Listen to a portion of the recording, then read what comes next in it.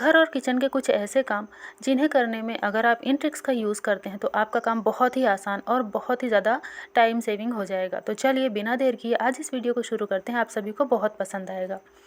तो यहाँ पर देखिए, सबसे पहले ट्रिक मैं आपको दे रही हूँ सिंदूर से रिलेटेड, जो कि हम सभी लेडीज़ यूज़ करती हैं और प्रतिदिन लगाती हैं। लेकिन अभी गर्मियाँ शुरू हो रही है तो आपने देखा होगा कई लेडीज़ ऐसी हैं ना जो कि इस तरीके का सिंदूर लगाती हैं जो पाउडर फॉर्म में होता है, चाहे वो पीला वाला हो चाहे इस तरीके का लाल वाला हो। तो जब इसे हम लगाते हैं तो पसीने की वजह से ये बह भी जाता है और पूरे फेस पे फैल जाता है, अच्छा बिल्कुल भी नहीं लगता। तो उसके लिए आप थोड़ी सी वैसलीन लीजिए और अपनी मांग में इसे लगा दीजिए। थोड़ी सी लेना है, मैंने तो फिर भी मुझसे ज़्यादा निकल गई है। और जब आप मांग में इसे लगाने के बाद इस तरीके से सिंदूर लगाएंगे तो सिंदूर जो है ना वैसलीन की वजह से बहुत अच्छे से चिपक जाएगा और फिर जब पसीना भी होगा ना तो ये सिंदूर बिल्कुल भी फैलेगा नहीं और ना ही बहेगा पसीने की वजह से। और ये वैसलीन जो है ये भी आपको हेयर को कोई नुकसान नहीं पहुंचाती है। तो इस तरीके से यूज़ करते हैं अगर आप इस ट्रिक को, तो आपका काम बहुत ही ज़्यादा आसान हो जाता है। उम्मीद करती हूँ सभी लेडीज़ को ये ट्रिक ज़रूर पसंद आएगी। अब देखते हैं अगली ट्रिक। तो देखिए फ्रेंड्स, जो रोटियां बनाते हैं जैसे कि बिगनर्स हैं, जैसे उन्हें नहीं पता कि तवा कितना गर्म होना चाहिए, तो या तो वो प्याज तवे के ऊपर लगा लें या तो हल्का सा आटा तवे के ऊपर डस्ट करके एक पेपर से इस आटे को निकाल दें। तो जब भी वो रोटी बनाएंगे, फिर चाहे वो पहली हो या पहली बार रोटी बना रहे हों, एक भी रोटी तवे पर बिल्कुल नहीं चिपकेगी और अगर तवे में थोड़ी बहुत जंग भी लग जाती है तो वो भी निकल जाएगी। तो ये ट्रिक ज़रूर यूज़ कीजिए। अब ये अगली ट्रिक काफ़ी ज़्यादा यूज़फुल होने वाली है। तो देखिए यहाँ पर मैंने ली है सफ़ेद कलर की रील। अब इस रील में से जितना भी धागा, मतलब जो चीज़ आपको सिलना हो, जितना भी धागा आपको लेना हो, आप निकाल लीजिए और अपने उंगली में इस तरीके से लपेट लीजिए। तो ये ट्रिक काफ़ी ज़्यादा यूज़फुल होने वाली है, क्योंकि क्या होता है कभी कभी हमारे घर में हमें काले धागे की ज़रूरत पड़ती है और ऐसा होता है कि काला धागा ख़त्म हुआ रहता है और तुरंत से ही हम किसी को दुकान पर नहीं भेज पाते हैं। तो इस तरीके से इमरजेंसी में आप इस ट्रिक का यूज़ कर सकते हैं। सभी के घर में धागा होता ही है वाइट, और स्केच पेन भी होता है।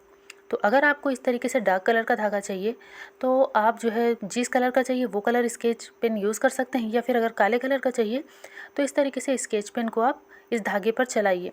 तो ये जो धागा है ना ये काला हो जाएगा और ये तुरंत से धुलने पर निकलता भी नहीं है। तो ऐसा भी नहीं है कि ये निकल जाएगा। और वैसे भी काला धागा है तो हम डार्क कपड़े के लिए ही यूज़ करेंगे, मतलब काले काले कपड़े के लिए। तो देखिए अभी आपको समझ नहीं आ रहा होगा, मैं इस रील में आपको लगा कर दिखाती हूँ। तो जब भी आपको सुई रखना हो ना, आप इस तरीके से फंसा के रखिए, सुई गायब नहीं होगी। ये देखिए ये काफ़ी हद तक काला दिख रहा है। तो आप इमरजेंसी में बटन वगैरह लगाने के लिए या फिर इमरजेंसी में जो भी आपको सिलना हो थोड़ा बहुत, आप इस तरीके से काला धागा बना सकती हैं घर में।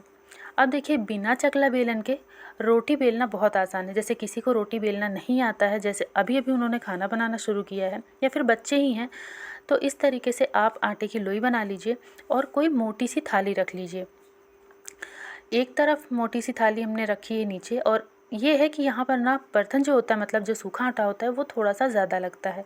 अब मतलब दूसरे साइड ऊपर की तरफ भी हमें एक थाली रखनी है जो कि थोड़ी हैवी हो, और इसे इस तरीके से घुमाते जाना है, प्रेस करते हुए, मतलब दबाते भी रहना है और गोल गोल घुमाते भी रहना है। तो ये देखिए थोड़ी सी टेढ़ी मेढ़ी लेकिन रोटी बनकर आ जाती है, और जो कि आप खा सकते हैं, ऐसा नहीं है कि नहीं खाई जा सकती, काफ़ी हद तक अच्छी बनती है।